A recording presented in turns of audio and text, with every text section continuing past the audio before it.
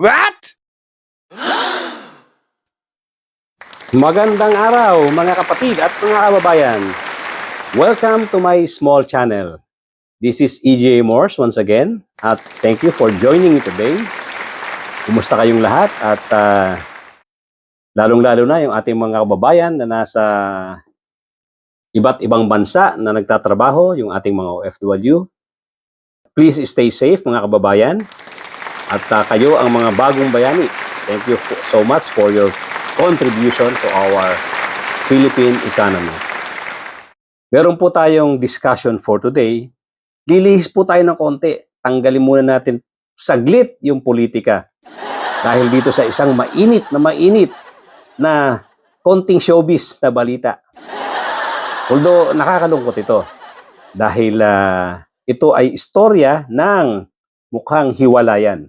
But before that, doon sa mga bago lang dito sa aking channel, please subscribe and hit the notification bell.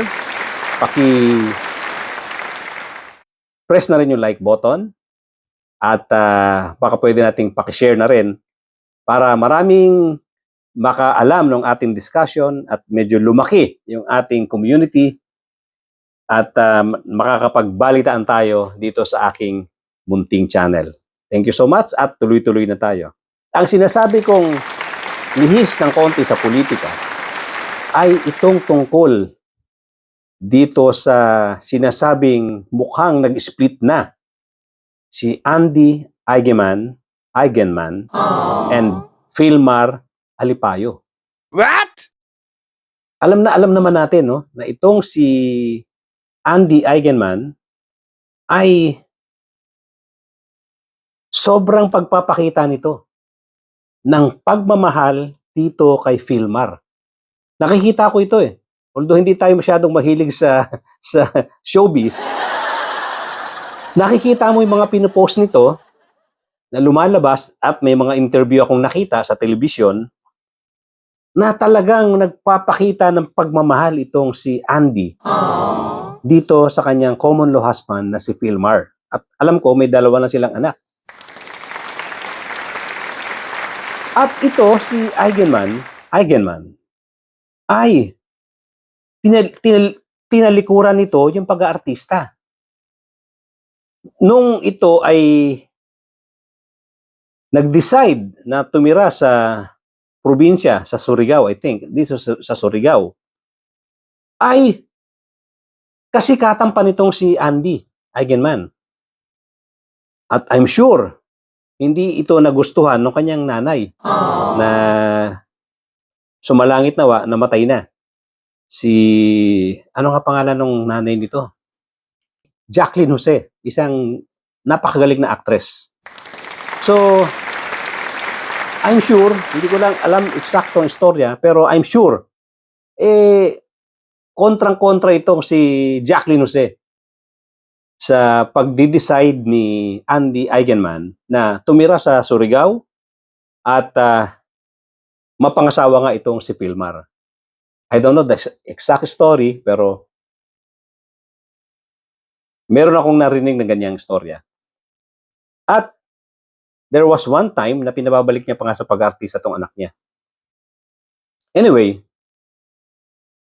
kahanga-hanga itong si Andy doon sa kanyang pagtanggap sa panibagong buhay niya diyan sa Surigao. Simpleng pamumuhay. Hindi siya nahihiya ipakita ito sa mga mamamayang Pilipino na isa siyang dating sosyal at sikat na artista.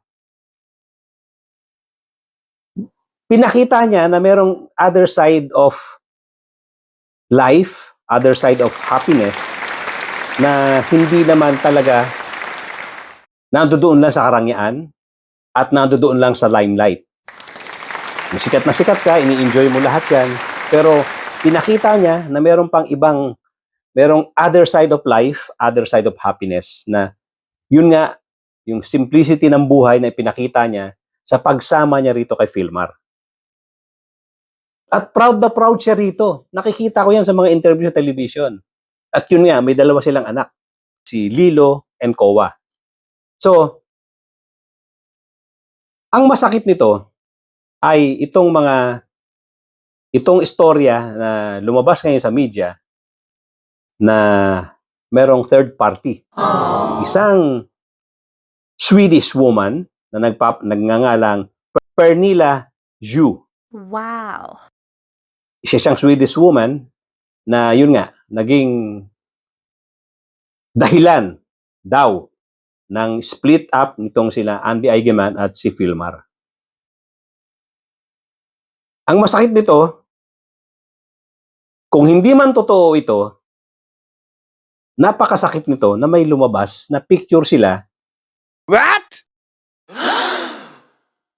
Na merong tattoo ng dalawang personality na to, si Filmar at si Pernilla Zhu, na 224. Parehong-pareho dito sa lugar na to, dito, nakatato yung 224. At ang ibig sabihin daw nito, today, tomorrow, forever. Oh no! Masaklap ito. So, paano i-deny ni Filmar itong pangyayari na to? Kung tutuusin, kung ako titingin, napakalayo naman sa beauty ni Andy itong Swedish woman na to. Matangkad lang siya, pero sa ganda at ganda, hindi siya mananalo dito kay Andy. At anyway, hindi naman yan yung main issue dito, pero ang issue rito, yung pagiging ungentleman at pagiging two-timer nitong si Filmar. At nagkaroon pa siya ng guts na magpa-picture at lumabas sa media yung tattoo nilang dalawa nung babae. Hindi ba napakasakit niyan? Siyempre, tayong mga Pilipino, kakampihan natin itong si Andy na nagpakita ng loyalty, nagpakita ng pagmamahal, ng happiness niya, nakasama niya si Filmar, at nagkaroon siya ng pamilya, 2 anak, at tinalikuran yung pag-aartista para samahan siya doon sa kanyang probinsya na kung saan siya ay isang surfer. Alam ko, ito ay nagtuturo or instructor ng surfing. Despite yung kanilang difference sa status sa buhay, hindi rin naman natin masasabing napakagwapo nitong si Filmar at napakaganda nitong si Andy. Pero minahal niya si Filmar. Proud na proud siya dun sa buhay na kanyang pinili. And yet, ito ngayon ang pangyayari. Ito pang si Filmar ang nakagawa ng hindi maganda. Although, siyempre, hindi natin alam exactly storya nito, yung buong istorya, pero the mere fact na lumabas sa media na meron kang tattoo, pareho ng tattoo ng babae, at proud na proud kayo na i-display ninyo, sigurado ko, ang may kalokohan dito yung lalaki. Hindi po magandang pagpapakita ng pananakit sa babae, yung ginawa niyang pag-display ng tattoo na yan, at masayang-masaya sila nagpa-picture kasama yung babae. At itong babae naman, na siya pa ang madrama. Siya pa yung maraming reklamo, maraming sinasabi sa media. Ito sinabi niya, isa sa mga sinabi niya. We're all going through something. Can we at least try to be kinder to one another? Isipin niyo, ha? Siya pa nagsasabi nito na maging kinder daw yung mga nagbabash sa kanya. Maging kinder naman sila sa kanya. I mean no harm to others. If you will be kind to me, and I assure you that I'll be kinder to you. Never judge someone without knowing the whole story. You may think you understand, but you don't. Diba? I mean no harm to others. Wala akong masamang iniisip sa iba. If you will be kind to me, I assure you that I will be kinder to you. Pag naging mabuti ka sa akin, mas magiging mabuti ako sa'yo. Ito yung mga sinasabi niya. Never judge someone without knowing the whole story. Huwag mo daw silang husgahan na kung hindi mo pa alam ang totoong istorya. You may think you understand, but you don't. Baka daw ina-assume mo lang, yung mga nagja-judge sa kanya, na naintindihan mo ang lahat, pero hindi nyo naintindihan. Para sa akin, ito yung mga usual katwiran ng mga nahuhuli o yung mga katwiran ng mga tao na nakakagawa ng mali sa buhay. I-justify nila yan ng pilit na sila ang nasa tama dahil, yun nga, ano pa sila? Kaya nila sinasabi to dahil in cloud 9 sila. Dahil sarap na sarap sila doon sa nangyayari sa buhay nila. Ang feeling nila, walang makakahadlang sa kanila. At masayang masaya sila na dapat intindihin na lang natin sila. Yan yung mga damdamin nito kapag ganyang nahuhuli at nagkakaroon ng kasalanan. Ano pa ibang sinabi niya? I hope you never become the reason someone cries themselves to sleep or questions their worth, asking why they weren't good enough. Sabi niya, sana daw ay huwag kayong maging dahilan ng isang taong umiiyak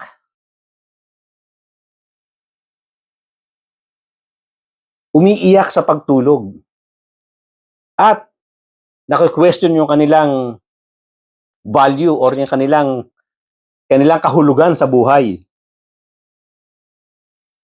At tinatanong bakit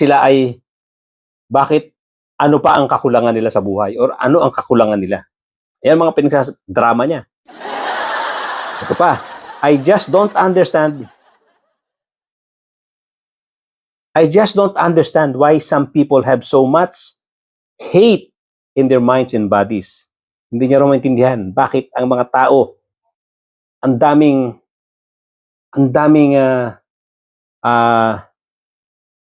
kinasusuklaman sa kanilang isip at sa katawan. Mga justification niya. I hope that if you ever make a hurtful comment, you can still sleep peacefully at night and smile knowing you've caused someone pain. Sabi niya, she hopes daw na yung mga taong nagsasabi ng masasakit na comment o paratang sa kanya ay nakakatulog pa ng mahimbing sa gabi. Kahit alam mo na meron kang sinaktan, meron kang na alam mong nakasakit ka sa isang tao na iyong pinagsabihan or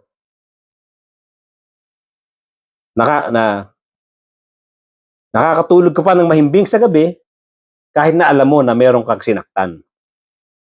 I'm still human din naman. I still feel hurt, and when it's too much, it cuts deep. Ito mga justification, mga drama. Matatas magsalita itong Swedish woman na to. Nasasaktan daw siya at kung sobrang sakit na ay talagang sumusugat ng malalim.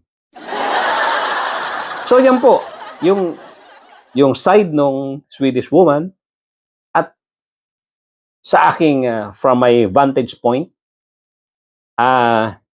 sa tingin ko may maling ginawa talaga si Filmar dito. Dahil sa sobrang pagmamahal sa kanya ni Andy, hindi deserve ni Andy yung ginawa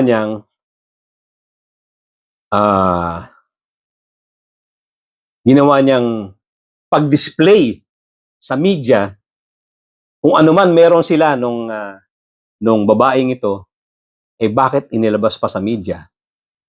At very proud na inilabas yung tattoo nilang dalawa na 224. Dahil ba ito sa sobrang lumaki na rin ang ulo ni Filmar? Dahil sa pagpapakita na sobrang pagmamahal nitong si Andy Eigenman. Again, mga kababayan, sana magkaroon ng realization itong si Philmar at maisip niya na sobrang pagmamahal pinakita ni Andy sa kanya at sana maisip niya na may 2 anak na siya na nangangailangan ng isang ama na katulad niya at maisip din niya na maraming sacrifices ang ginawa nitong si Andy Eigenman para lang magkasama sila at pinili siya na maging kasama habang buhay at tinalikuran yung pag-aartista na muhay dyan sa probinsya para sa kanya. Sana ma-realize niya yan. At humingi siya ng tawad, isang matinding paghingi ng tawad dyan kay Andy. At sana ay matapos itong pagsubok na to sa buhay nila Andy at ng kanyang mga anak. Thank you so much mga kababayan. Hanggang dyan na muna, showbiz po.